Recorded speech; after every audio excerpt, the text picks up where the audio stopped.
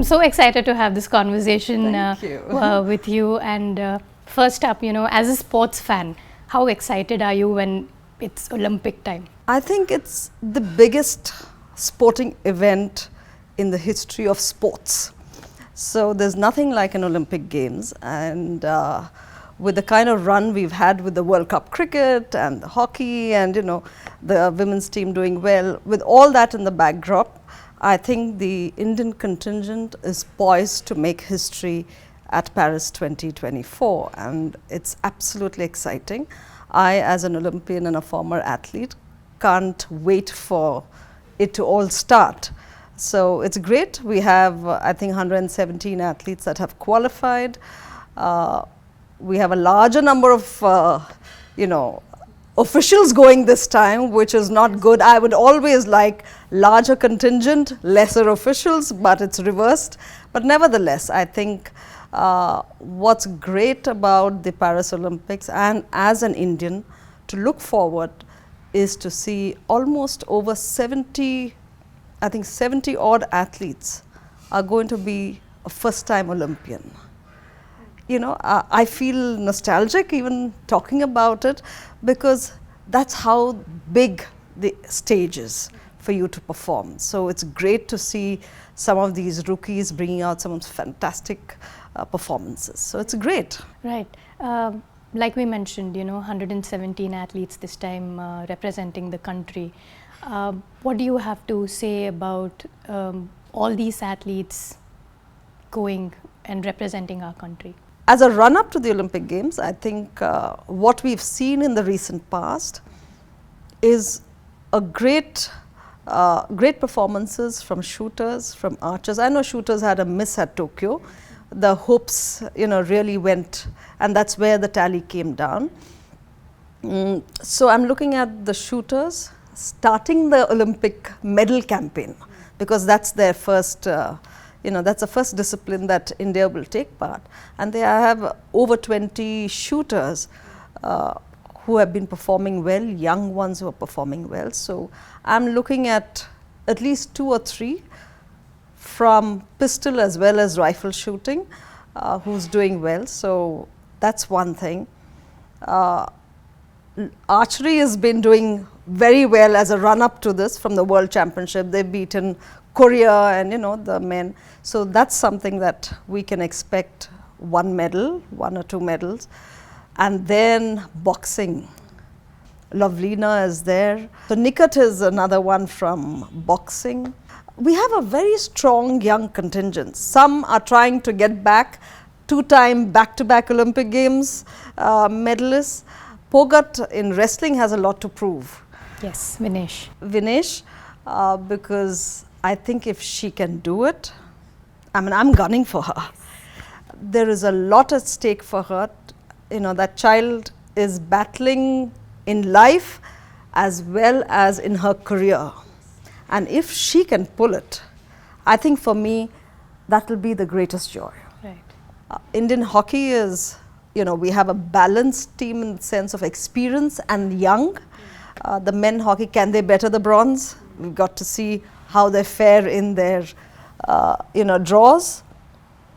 Chirag and Satvik, the exciting double pair, most exciting double, is something to look forward to. And Lakshya Sen, I think it just depends if you, I think the important thing even for hockey is to win that first round. And then the momentum starts, you start gearing up for the next one. So the first bout or the first first match is what is very important for our athletes.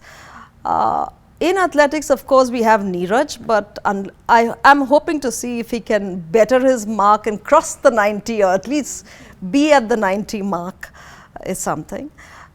It's also great to see from the Indian perspective how much service personnel have contributed to sport. And I think we should all as a nation stand up and applaud. With 117 athletes, over 20 of them are from the armed forces and services. That's, with all that, due respect has to be given to them for encouraging these athletes, and led by Neeraj Chopra, none other than Neeraj Chopra. So it's good to see a lovely balance across disciplines. It's not just a one sport that you're looking at. Never know, Aditi Ashok may just pull up, you know, one. So you have, and it's credible to see the swimming, who's just 14 years. Yes, Dinidi. Yes. You know, though she qualified from the university level, but I'm saying it's a great mark to this thing to represent at 14. So it's wonderful, it's exciting, and I think for Indian sport, it's great to be at a time like this. Right, you know, coming to your sport, track and field, out of the 117, 29 members of it will be athletes, and looking at the growth of track and field, you have been a part of that growth, you've been a part of the change. How does that make you feel to see athletics where it is today, and led by, of course, Neeraj? It's very heartening to see from just a 400 relay team that everybody used to talk about, you know, the 4x4 relay team, that one would qualify and one maybe, as Usha would qualify in hurdles as one. We have come a long way, and to see whether it is Parul doing well in steeplechase, you wouldn't, you know, Indian women doing qualifying for steeplechase, 4x4 men from Asian record, multiple national records, 4x4 Muhammad Anas, and they're also from the services. Most of them are from the services. And then you have Neeraj, of course, leading the front. You have 4 walkers. We have such a depth of athletes in walking. And out of that, only 4 could qualify. I mean, that was the quota that you could have. So the depth in walking has, you know, immensely increased. Distance running, mid-distance running has become good. 4x4 relay, of course, has always been there. You know, so it's great to see. And high jump, we have a first-time high jumper this year. Yaraji, the hurdler we have. So the very fact that across these events, athletes are, you know, competing, qualifying, is wonderful. It's wonderful. I couldn't be happier about that. Who, according to you, do you think would make the biggest splash at the Olympics from our contingent? Medal hopes? Or? You know, I don't like to go by numbers, because you build a narrative that, oh God, we'll have 12 or 15 medals, and then you don't win, and the entire nation thinks it's... For me, what is important is to see how much better our athletes can you know, perform at the world's biggest stage. And if they can better it, there is nothing like that. From an athlete, from a general perspective, they'll be looking at, you know, oh, we had 7 then, should we have 14 this year? It doesn't work that way. And as a sports person, that day, how you are also makes a huge difference. So the transformation of sport in India could not have been better. In every sense, right. Whether it is just the government funding, whether it's the you know, the tallest leader of the country looking for and encouraging, patting them on the back at every step, whether it is the exposure that is required for each one, whether it is the support system. So you talk about emotional, psychological, medical, training, exposure, every aspect that is required for an athlete has been provided. Your job is just to perform. Today, I would not sit as an athlete of today and blame XYZ. Yeah. We could do it because we know how it was. You cannot blame it. So today, the athletes are there to perform and not to blame, whether it's injury, whether, I mean, everything is taken care of, from rehab to sports sciences to everything. So I think the kind of expectations from the current gen of athletes is far above what we had.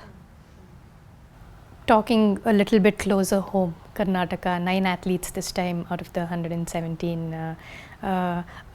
Since you come from Coorg and Kodava influence as always in the 9 Karnataka athletes. Could we have done better? No hockey player again, so. Could we have done better? We can always do better. There is nothing stopping us from doing better in every aspect of our lives, right? And I say that for sport too. There is so much, especially in our state, so much that can be done, but sadly it's not being done, and that hurts me, you know, as a sportsman. Right now I'm off everything, but I think the kind of people that run sport, for everything good that you want to do, your intent must be good, and I don't see that intent, sadly. It is, you know, off and on you see one or two, to be there to do that. But to have a sporting culture that is created, as Karnataka, having the most number of athletes across sport, whether it's basketball, athletics, hockey, whatever, you need to churn it. Where do you see domestic circles happening here? And how is it organized? What are the values that you learn from it? Today, children don't even want to come and participate. The joy of sport is not there, other than the ones who are training. It cannot be. If you want to build a sporting culture, look at our rural areas. Is there infrastructure? I know every politician, when they win, they want a track or they want a thing. But that's not the purpose, that's not the intent. And how much is the state or the nation using the former sports people as mentors for, look at why has cricket grown? Because you're churning out your former cricketers, giving them a life and using them for sport. So unless you create that kind of an ecosystem where it's not just about jobs, it's about paying back to the sport. So you have to build that entire ecosystem for sport to really take off in our state. Thank you so much for your time. Absolute pleasure. It was, like I said, it was a great conversation about all things Olympics and sport. That was Ashwini Nachappa giving her insights about the upcoming Paris Olympics that are going to begin on July 26th. For more such videos, keep watching Deccan Herald social media handles and the YouTube channel.